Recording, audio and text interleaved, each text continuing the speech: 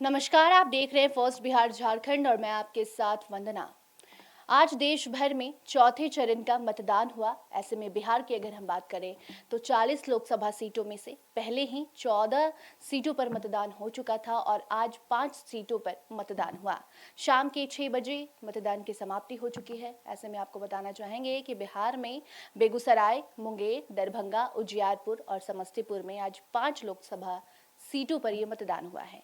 ऐसे में चुनाव आयोग ने 6 बजे तक कितना मतदान हुआ, कुल मिलाकर जो प्रतिशत जारी किया है वो परसेंटेज है 56.85।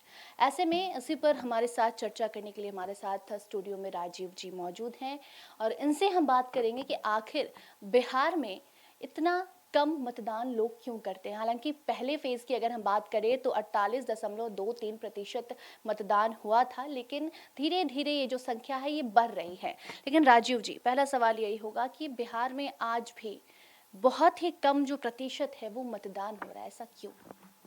देखिए, ये जो है बिहार में मतदान का कम प्रतिशत जो है, यह चुगली करता है। ये लोगों को बताता है, पूरे देश दुनिया को बताता है कि बिहार कितना पिछड़ा हुआ राज्य है। यहाँ के लोग अवेयर नहीं हैं, यहाँ के लोग मतदान को लेकर के भी जागरूक नहीं हैं। तो ये बिहार के पिछड़ेपन का एक कहें कि मतदान के पीछे बिहार का पिछड़ापन एक मुख्य वजह है। लोगों में शिक्षा का अभाव है। दूसरी बात है कि यहाँ से लोगों का पलायन, हर चीज़ के लिए लोगों को पलायन करना पड़ता है। अब आपको बताएं कि मुंगेर का कोई गरीब व्यक्ति आज पंजाब में खेती कर रहा होगा, या कोई दिल्ली में रिक्शा चला रहा होगा, या कहीं मजदूरी कर रहा होगा। तो इसको लेकर के बिहार में जो पलायन की समस्या है, ये मतदान को प्रभावित करता है। यहाँ रही बात कि मतदान का प्रतिशत, ये बिहार के लिए कोई नया नहीं है। अगर हम पहले चरण की बात करें, इसी साल जो 19 अप्रैल को लोकसभा के प्रथम चरण के तहत जिन लोकसभा क्षेत्रों में बिहार में जो मतदान हुआ था, उसमें देखें तो उसमें मात्र जो पहली सूचना दी गई थी चुनाव आयोग से मतदान खत्म होने के 1 घंटे के अंदर, वो मात्र 48.23%, 48.23% मतदान रिकॉर्ड किया गया था। हालांकि ये आज जो जारी किया गया है कि बिहार के जो 5 लोकसभा क्षेत्रों में आज जो मतदान हुआ है, उसका प्रतिशत है 56.85। ये इसमें और सुधार होगा। ये चुनाव आयोग की आरंभिक रिपोर्ट है। अभी चुनाव आयोग के पास पूरी जब डिटेल जाती है तो चुनाव आयोग मतदान खत्म होने के 24 से 48 घंटे के अंदर एक अपना नया आंकड़ा जारी करता है, और उसमें न सिर्फ प्रतिशत बताई जाती है बल्कि ये बताया जाता है कि इस लोकसभा क्षेत्र में कुल मतदाता 20 लाख थे, जिसमें से 8 लाख, 10 लाख, 12 लाख जितने लोगों ने मताधिकार का प्रयोग किया है, उसकी पूरी संख्या भी चुनाव आयोग उपलब्ध कराता है। लेकिन यह आपने बिल्कुल सही कहा कि बिहार में मतदान का कम प्रतिशत, ये एक चिंता का विषय है, और ये एक स्वस्थ लोकतंत्र के लिए भी खतरनाक संकेत है कि जब हम सरकार को चुनने में ही दिलचस्पी नहीं दिखाएंगे, तो लोकतंत्र में तो सब कुछ की मालिक जनता होती है, जनता अपनी सरकार चुनती है। तो अगर सरकार चुनने में जनता ही अगर उदासीन हो जाए, या उसको अपनी समस्याएं नहीं याद हो, या वो सरकार को बदलने के लिए या कोई नई सरकार लाने के प्रति वो सजग नहीं दिखती है, तो ये तो लोकतंत्र के लिए बहुत खतरनाक संकेत है। वंदना, लेकिन राजीव जी, जो पहले चरण का मतदान हुआ उसमें अगर हम बिहार की बात करें तो 48% वो मतदान था, 48.23। लेकिन आज जो ये संख्या धीरे धीरे बढ़ रही है, ये क्या कहती है? लोग जागरूक हो रहे हैं या फिर कोई और वजह है? नहीं, उसका कई मतलब कि क्या कहें, उसके कई कारण हो सकते हैं। पहले चरण में जब 19 अप्रैल को मतदान हुआ था, उस समय गर्मी चरम पर थी। वो पूरे बिहार का टेम्परेचर भी जो था, और जिन जगहों पर चुनाव हो रहा था, वो औरंगाबाद, गया, नवादा, जमुई जैसे जगहों पर चुनाव हो रहा था, तो वो जगह थी, और उस समय मौसम भी जो था वो 42-43 डिग्री सेल्सियस तापमान हो चुका था उस समय। रही बात कि उस समय बिहार में कुछ ऐसी सामाजिक ये भी होता है बिहार का कि उस समय लगन का, शादी ब्याह का भी माहौल था, कई जगह शादी ब्याह भी चल रहे थे उस समय। तो एक हो सकता है कि उसका असर मतदान पर स्वाभाविक है कि उसका असर पड़ता है। जब लोग एक जगह से दूसरे जगह चले जाते हैं तो वो फिर अपने मताधिकार का प्रयोग नहीं कर पाते हैं, तो वो एक कारण हो सकता था। लेकिन पहले चरण के बाद चुनाव आयोग भी जागा है और चुनाव आयोग ने भी लोगों को मतदान के प्रति जागरूक करने के लिए कई कार्यक्रम आयोजित कर रहा है वो, तो इसको लेकर के थोड़े लोगों में अवेयरनेस भी आया है। राजनीतिक पार्टियां भी सचेत हो चुकी हैं, वो भी अपने मतदाताओं को बूथ तक ले जाने का इंतजाम करने लगी हैं, वो चेज़ करने लगी हैं कि हाँ भाई फलाना आदमी अभी तक वोट नहीं आया दिया है, उसके घर से वोट नहीं आया है अभी तक। तो इस तरह का भी कुछ अवेयरनेस आया है, तो धीरे धीरे उसमें लगातार सुधार हो रहा है। वंदना, हम पहले चरण की बात कर रहे थे कि वह तब 48.23% मतदान हुआ था। दूसरे चरण में ये इसका प्रतिशत बढ़ा है और वो 58.58% मतलब 58.58% मतदान रिकॉर्ड किया गया दूसरे चरण में। तीसरे चरण में थोड़ी सी इसमें कमी आई, लेकिन फिर भी वो 56.81% मतदान जो है वो दर्ज किया गया। उसी तरह आज चौथे फेज में, जबकि अभी बिहार का मौसम भी काफ़ी सुहाना है, गर्मी से भी लोगों को राहत मिली है, तो ऐसे में जो मतदान प्रतिशत हम लोग उम्मीद कर रहे थे कि इस बार मतदान का प्रतिशत और बढ़ेगा, लेकिन तीसरे चरण से इस चरण में चौथे चरण में भी करीब 2% मतदान की कमी रिकॉर्ड की गई है। लेकिन हमको लगता है कि अगला जो आंकड़ा जारी करेगा चुनाव आयोग, तो इसमें 56% से 2.5-3% के करीब ये इसमें बढ़ोतरी भी दर्ज की जाती है। तो मतदान कम होना बिहार में, ये बिहार के लिए दुर्भाग्य की बात है कि यहाँ के लोग, जो कहा जाता है कि बिहार राजनीतिक तौर पर काफ़ी जागृत प्रदेश है, यहाँ के लोग राजनीति में बहुत रुचि लेते हैं, ऐसी स्थिति में अगर मतदान का प्रतिशत कम हो रहा है तो इसको लेकर के सरकार और चुनाव आयोग के साथ साथ राजनीतिक पार्टियों को भी इस पर गंभीर मंथन करना चाहिए। हालांकि जब पहले फेज़ का मतदान हुआ और उसके बाद जो प्रतिशत सामने आया कि काफ़ी कम वोटिंग हुई है, उसके बाद बिहार पुलिस की बात करें या फिर प्रधानमंत्री नरेंद्र मोदी की बात करें, वो भी जहाँ जहाँ जनसभा में जा रहे थे वहाँ लोगों को जागरूक कर रहे थे कि आप जाइए, किसी को भी वोट दीजिए, लेकिन वोट देकर आइए। और अब बात करते हैं माहौल। चुनाव जिस दिन मतदान होता है, मतदान केंद्र पर ढेरों परेशानी आती हैं, कहीं मारपीट या फिर बहुत सारी समस्याएं पहले आती थी। आज का क्या माहौल है?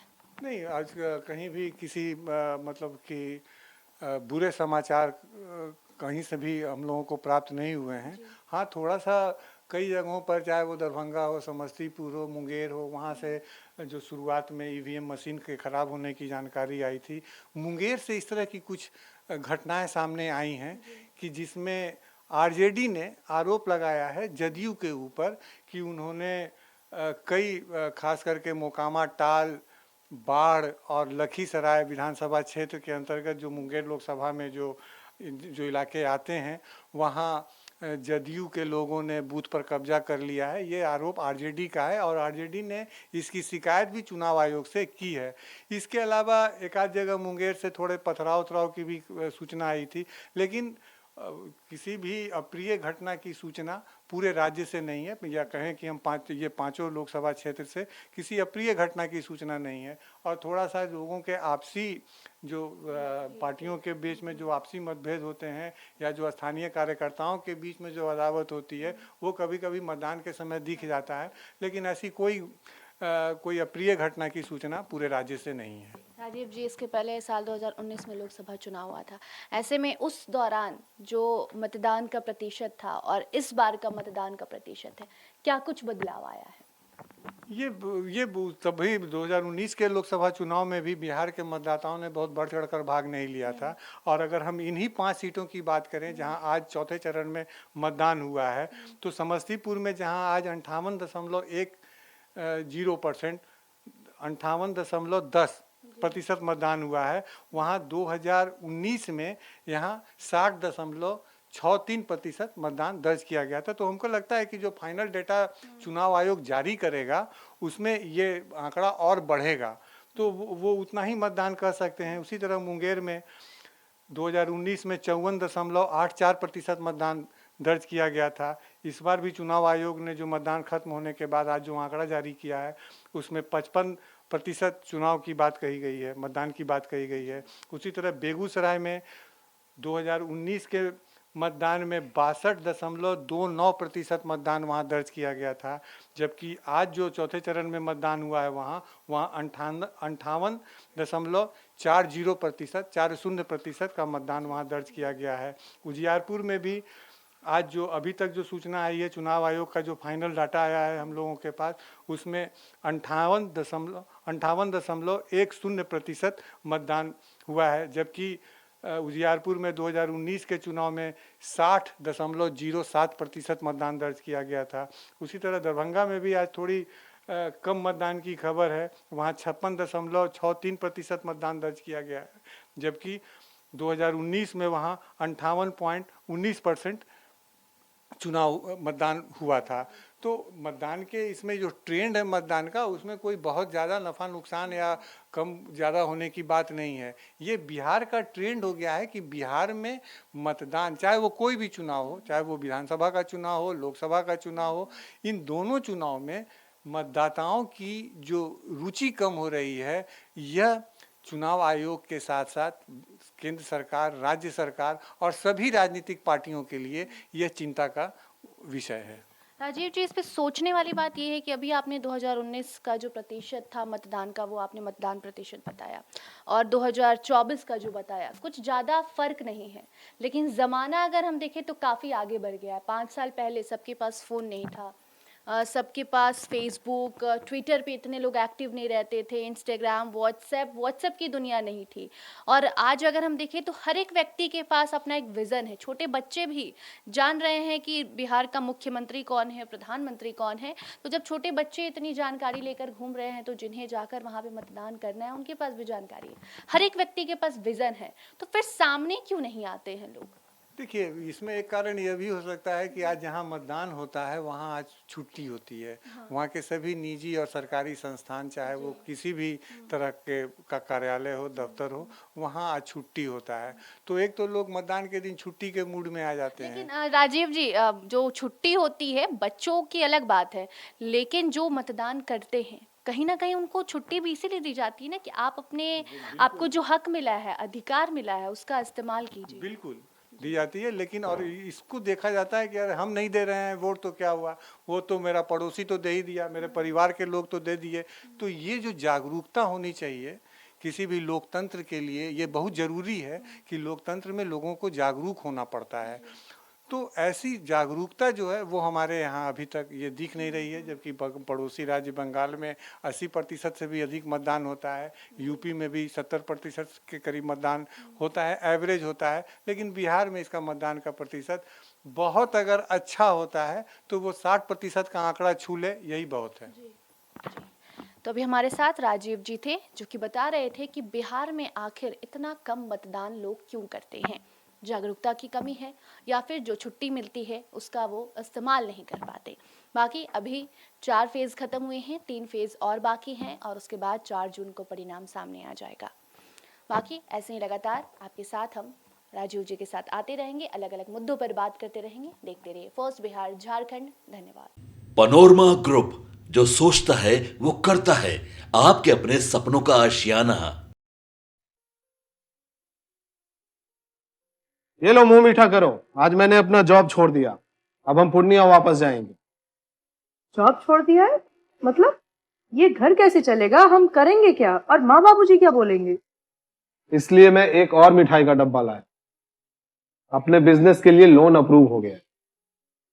अरे लोन अप्रूव हो गया वो तो ठीक है, लेकिन पूर्णिया में हम रहेंगे कहाँ? अपना घर भी तो नहीं है वहां। इसलिए तो एक और मिठाई का डब्बा अलग से लाया हूं। हमने पूर्णिया में घर ले लिया है, पूर्णिया के ई होम्स पैनोरमा में। पूर्णिया में पैनोरमा ग्रुप लेकर आए हैं ई होम्स पैनोरमा। बड़ा घर, आलीशान जिंदगी और अत्याधुनिक सुविधाओं के संग। अरे अब क्यों मुंह मीठा करवा रही हो? क्योंकि हम घर वापसी जो कर रहे हैं। घर वापसी की खुशी पूर्णिया में ई होम्स पैनोरमा के संग। ई homes panorama, luxurious lifestyle redefined.